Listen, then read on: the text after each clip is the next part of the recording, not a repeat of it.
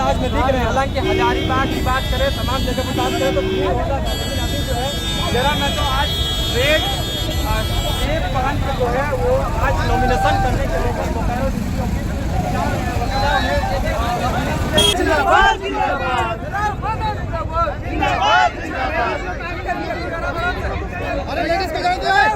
Nomination के दिन police की टीम अरेस्ट करने आती है। हमने भी कहा कि आप शहर से अरेस्ट कीजिए, हमें कोई आपत्ति नहीं है, लेकिन कहीं ना कहीं लोकतांत्रिक व्यवस्था में न जाने कितने नेता हैं चुनाव लड़ रहे हैं जिनके नाम पर कितने केस हैं। अभी वो केस जेन्युइन है, हम लोग तो आंदोलनकारी छात्र हैं, तो ये थोड़ा सा दुर्भाग्य लगता है कि आज की सदर हद तक लोग आवाज़ को दबाने का प्रयास करते हैं। 20 साल 25 साल विधायक रहेंगे और जाते जाते बेटा को टिकट देके जाएंगे, तो उन चीज़ों से सबको डर लग रहा है। एक जो लाइन है या यूँ कह लीजिए कि लोगों को अगर जनसभा के जरिए संबोधित नहीं कर पाए तो अगर आप डिटेन कर ले जाएंगे, इस न्यूज़ को जो देख रहे होंगे उनको क्या कहेंगे, कैसे वो माने? देखिए उनको यही कहेंगे, देखिए अभी चुनाव का समय है, थोड़ा सा आपको धीरज रखना होगा और साथ ही साथ चुनाव को हम लोग कैसे जीतेंगे उस पर फोकस करेंगे। हम लोग गाँव तक कैसे पहुँचेंगे, लोगों को कन्विंस कैसे करेंगे और उसके बाद चुनाव पर बात करेंगे। दोस्तों, झारखंड में टाइगर जयराम महतो को कौन नहीं जानता होगा। अभी वह पिछले 2 सालों से काफ़ी सुर्खियों में रहा है। इसका मुख्य वजह रहा है कि वह झारखंड में बराबर आंदोलन करते रहे।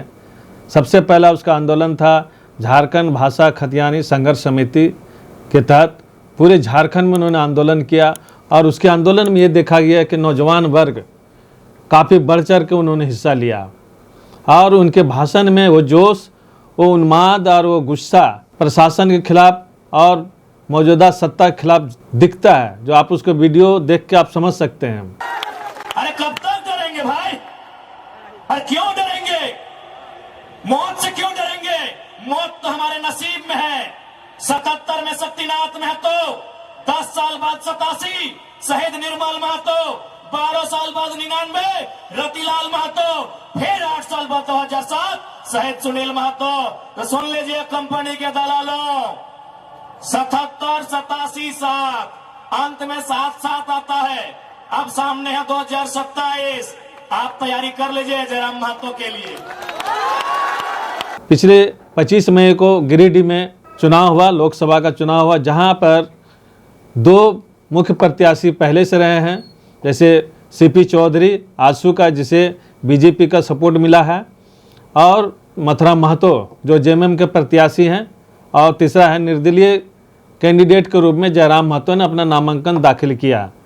आपने देखा कि किस तरह वीडियो में ये देखने को मिल रहा है कि हजारों लोगों का हुजूम, यानी हजारों युवाओं का भीड़ उसके पीछे पीछे एक जनसैलाब की तरह फैला हुआ था बोकारो में।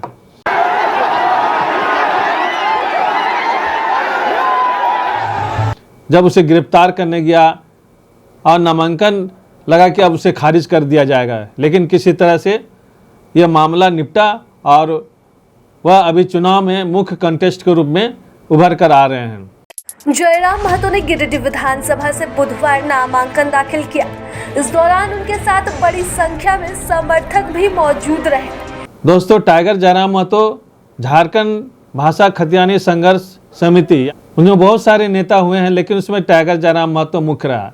इसके बाद दूसरा आंदोलन उन्होंने झारखंड में किया, 60-40 नहीं चलते, यानी 60-40 का जो रेशियो था नौकरियों में, उसके खिलाफ इन्होंने आंदोलन किया। इनका डिमांड था कि पूरे झारखंड में जो स्थानीय लोग हैं उन्हें 75% यहाँ नौकरी दिया जाए, क्योंकि यहाँ के जो झारखंडी है, मूल निवासी है, उनके जल जंगल पर, ज़मीन पर जो है यहाँ बहुत बड़े बड़े इंडस्ट्रियल बैठते हैं और जिसका संचालन होता है, लेकिन यहाँ के नौजवानों को नौकरी से बेदखल किया जाता है।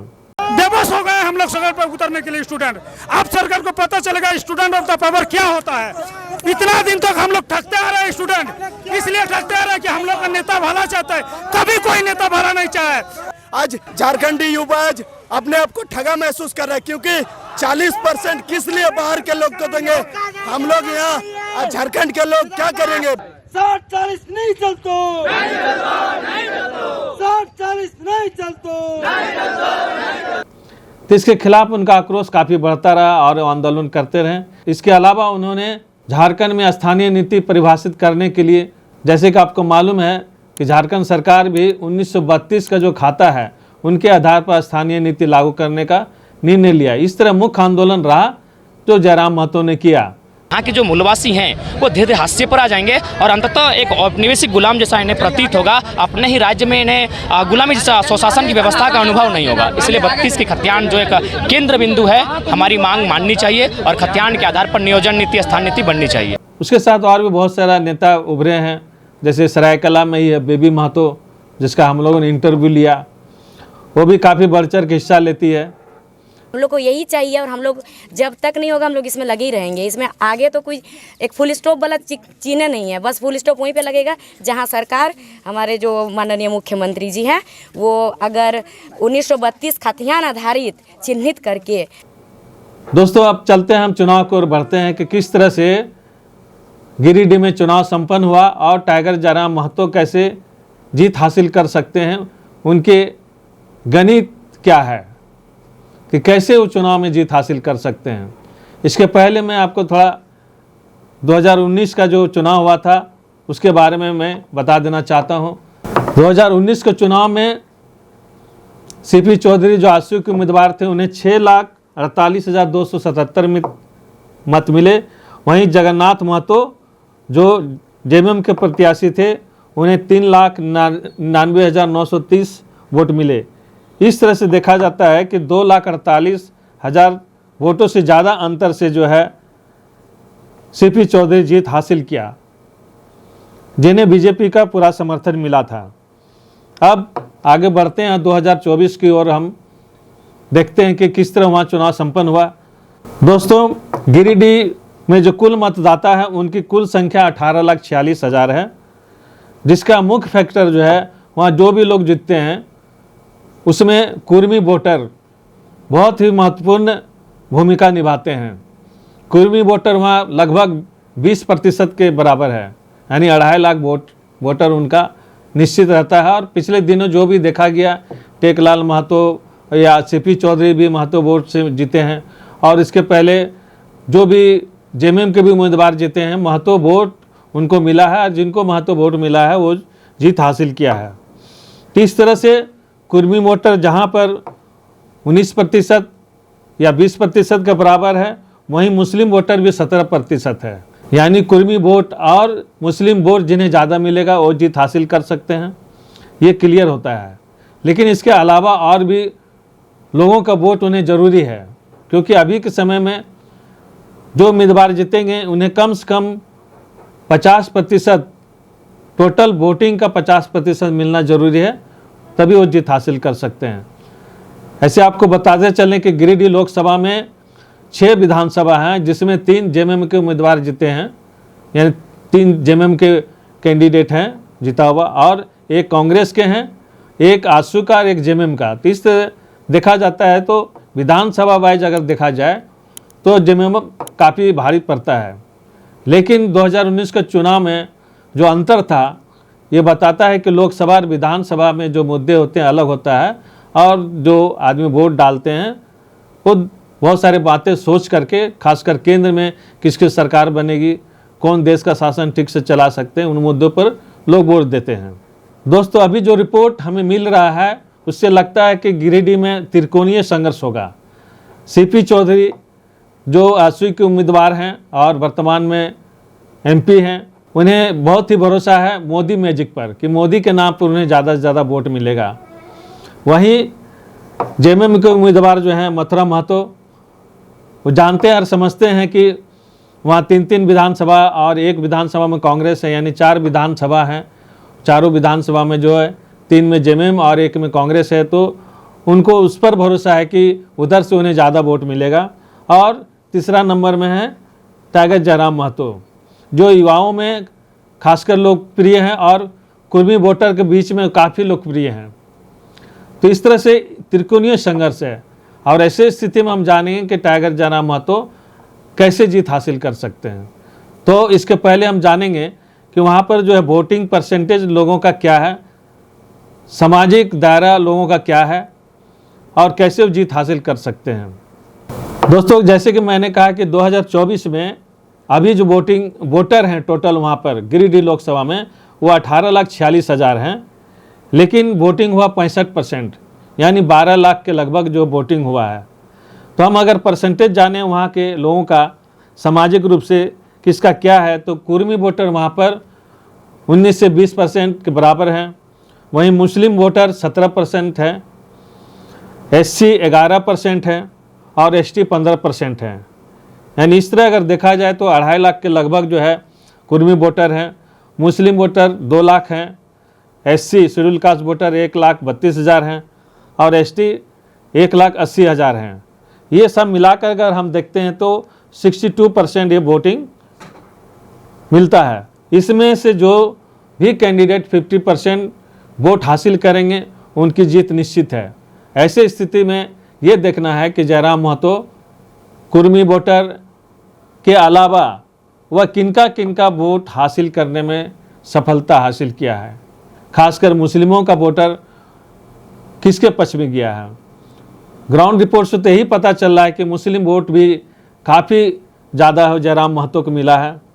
ST वोट कुछ कम मिला है, वो जेएमएम को ज़्यादा गया है और SC वोट जो 50% डिवाइड हुआ है।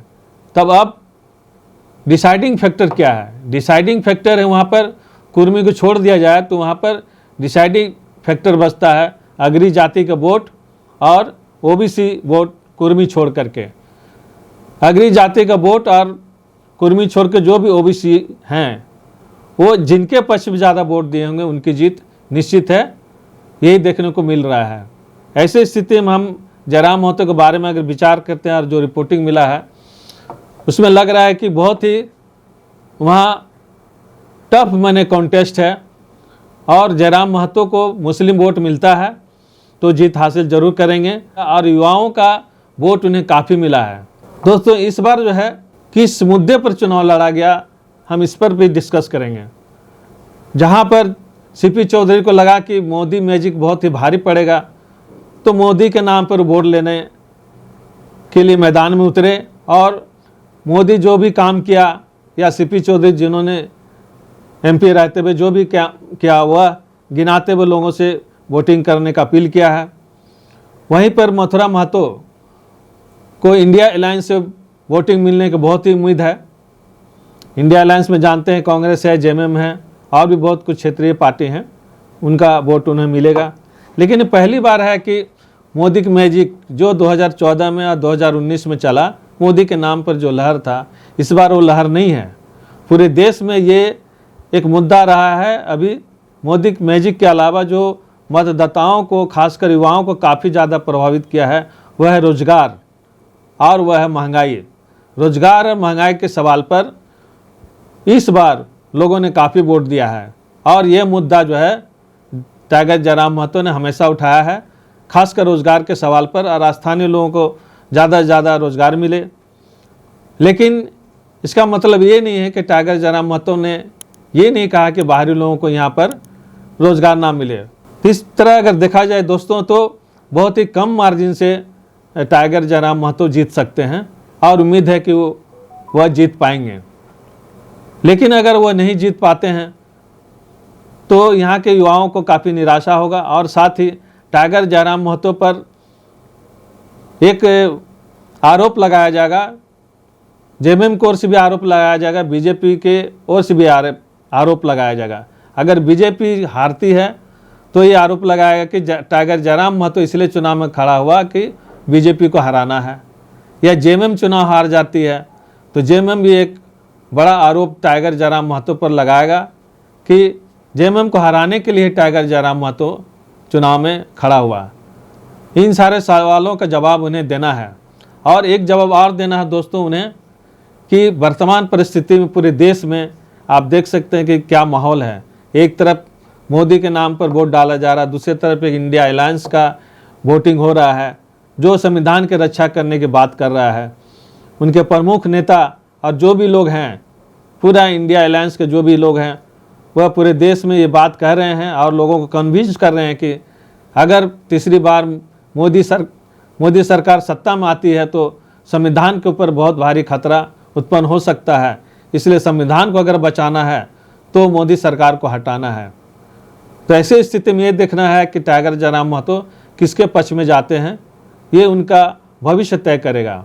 हमें उम्मीद है कि जिस तरह संविधान की रक्षा करने की बातें करते हैं, संविधान को लेकर चलते हैं, तो ये उम्मीद किया जाना चाहिए कि वह जो भी फैसला लेंगे संविधान की रक्षा के लिए लेंगे, क्योंकि संविधान ही देश में सर्वोपरि है। दोस्तों, ये वीडियो समाप्त करने के पहले मैं यही गुजारिश करूंगा कि हमारे देश में जो भी लोग रहते हैं, धर्म जाति के आधार पर जो वोटिंग कर रहे हैं, धर्म का नाम को इस्तेमाल कर रहे हैं अपने वोट के लिए, अपने राजनीति के लिए, उससे आप बचें।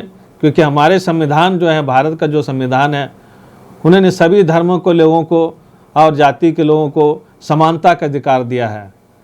खुलेआम जो है धर्म का नाम लेकर के बीजेपी मंत्री और बीजेपी के जो भी बड़े बड़े मंत्री हैं, प्रधानमंत्री हैं या होम मिनिस्टर हैं, वह धर्म का नाम लेके, राम के नाम पर, राम का नाम लेके वोट ले रहे हैं। लेकिन चुनाव आयोग खामोश है, जबकि उन्होंने पहले कहा था कि कोई भी राजनीतिक दल अगर धर्म का इस्तेमाल अपने चुनाव में करता है तो उस पर कड़ी कार्रवाई की जाएगी। लेकिन ये देखने को नहीं मिल रहा है। लग रहा है कि चुनाव आयोग पूरी तरह से जो है मोदी सरकार के कब्जे में है और उनसे ज़्यादा उम्मीद हम लोग नहीं कर सकते हैं। उम्मीद आम जनता से है। आप उम्मीद बनाए रखें और संविधान के रक्षा में अपने कदम को आगे बढ़ाएं। आज का वीडियो हम यही समाप्त करते हैं। आपसे गुजारिश करते हैं हमारे यूट्यूब चैनल को सब्सक्राइब करें, फेसबुक लाइक करें, कमेंट्स करें और ज़्यादा से ज़्यादा शेयर करें।